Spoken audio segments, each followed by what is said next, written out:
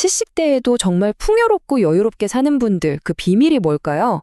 오늘은요, 우리가 흔히 생각하는 부의 기준을 좀 넘어서 인생의 후반부를 진짜 풍요롭게 만드는 게 뭔지 그 삶을 살고 계신 분들의 지혜를 포개서 한번 깊이 들여다보려고 합니다. 오늘 이야기는 어쩌면 조금은 도발적으로 들릴 수 있는 이 한마디에서 시작해 볼게요. 자식도 재산도 결국은 아니었다. 이게 무슨 뜻일까요? 가족이나 돈이 전혀 중요하지 않다, 이런 말은 절대 아니에요. 오히려 그 반대죠. 그것들에 내 삶의 전부를 기대지 않았을 때 비로소 진짜 안정과 행복이 찾아온다는 아주 깊은 통찰인 겁니다. 그렇다면 진짜 차이는 어디서 오는 걸까요? 바로 얼마나 많이 가졌느냐가 아니라 내 삶을 어떻게 운영하고 있느냐, 바로 여기에 있습니다. 진정으로 부유한 노년은요, 돈이나 재산의 크기가 아니라 삶의 구조 그 자체에서 결정된다는 거죠. 자, 그럼 풍요로운 노년을 만드는 첫 번째 비결은 과연 뭘까요? 바로 하루의 주인이 되는 겁니다. 내 시간의 주도권을 내가 꽉 쥐고 있는 힘, 바로 자율성에 대한 이야기예요. 내 삶의 주도권이 있고 없고의 차이는 정말 커요. 한번 보세요. 한쪽은 내가 내 스케줄, 내 선택, 내 속도를 결정하는 하루죠. 반면에 다른 쪽은 병원 예약이나 가족도 심부름처럼 다른 사람의 필요에 의해서 내 하루가 채워지는 모습이에요. 물론 어쩔 수 없는 일도 있겠지만 핵심은 하루 전체의 주도권을 남에게 넘겨주지 않는다는 겁니다. 그래서 핵심은 바로 이겁니다. 내 삶의 선택권이 있다는 이 감각, 이 주도권이야말로 사실 돈보다 훨씬 강력한 자산이라는 거죠. 이 느낌이 우리를 늙지 않게 그리고 활력 넘치게 만드는 거예요. 내 하루가 다른 사람에게 통제당한다고 느끼는 순간 삶의 만족도는 정말 뚝 떨어지기 시작합니다. 자, 다음 기둥으로 한번 넘어가 보죠. 바로 존엄을 지키는 태도입니다. 나이가 들면서 누군가의 도움이 필요한 순간은 반드시 오잖아요? 바로 이때 우리가 그 도움을 어떻게 받아들이느냐가 우리의 정신적인 부를 결정하게 됩니다. 한번 스스로에게 질문을 던져볼까요? 누군가에게 도움을 받을 때 여러분 마음은 좀 어떠세요? 미안하고 왠지 빚지는 것 같고 아니면 당연하게 느껴지시나요? 이 감정을 어떻게 다루느냐가 정말 중요합니다. 도움을 아주 당당하고 우아하게 받는 데에는 3단계의 기술이 있다고 해요. 첫째, 필요할 땐 숨기거나 미안해하지 말고 그냥 자연스럽게 요청하는 거예요. 둘째, 이 도움을 빚이라고 생각하지 않는 태도가 중요합니다. 그리고 마지막으로 받은 도움에 대한 감사는 아주 분명하고 진솔하게 표현하는 거죠. 이게 바로 관계를 건강하게 유지하는 비결이기도 하고요. 결국 부유한 노년이란 건 이렇게 도움 앞에서도 스스로를 깎아내리지 않고 자존감을 지켜내는 기술을 아는 겁니다.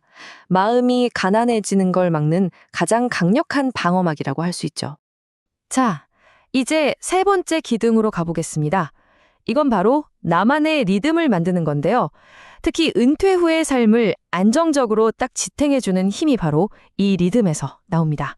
이런 리듬이 거창할 필요가 전혀 없어요.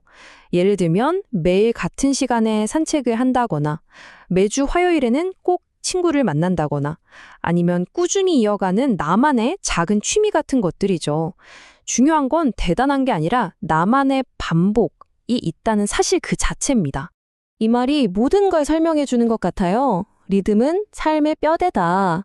직장이라는 아주 큰 리듬이 사라지고 난 후에 내가 직접 만든 이 작은 리듬들이 우리 삶이 무너지지 않게 꽉 붙잡아주는 뼈대 역할을 하는 거죠.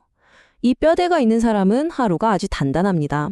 드디어 마지막 4번째 기둥입니다. 어쩌면 이게 가장 중요할 수도 있겠네요. 바로 사라지지 않는 역할에 대한 이야기입니다. 여기서 말하는 역할은 직업과는 전혀 다른 개념이에요. 그러니까 여기서 말하는 역할이란 돈을 버는 일이 아니고요. 아, 내가 어딘가에 필요한 사람이구나 하는 그 감각을 계속 유지시켜주는 모든 활동을 뜻합니다. 가족이나 친구에게 경험을 나눠주는 조언자가 될 수도 있고, 집안의 역사를 정리하는 기록자, 또 사람과 사람을 이어주는 연결자가 될 수도 있죠. 바로 이 쓸모있음이라는 감각, 내가 누군가에게 필요한 존재라는 느낌을 잃지 않는 것, 이게 바로 진짜 부유함의 핵심입니다. 이 감각이 있는 사람은 쉽게 무너지지 않아요. 반대로 내가 아무 역할도 없다고 느끼는 순간 자존감은 급격히 떨어지게 되는 거죠. 자, 지금까지 4가지 기둥을 쭉 살펴봤습니다. 그렇다면 70대를 넘어섰을 때 우리에게 진정한 부로 남는 것은 과연 무엇일까요? 다시 한번 정리해 보겠습니다. 결국 우리에게 남는 진정한 자산, 그 첫 번째는요, 무엇과도 바꿀 수 없는 내 삶에 대한 통제권, 바로 자율성입니다.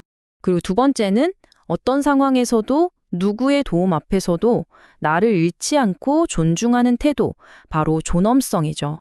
마지막으로 이 모든 것을 단단하게 받쳐주는 나만의 리듬, 그리고 세상 속에서 나의 쓸모를 느끼게 해주는 역할.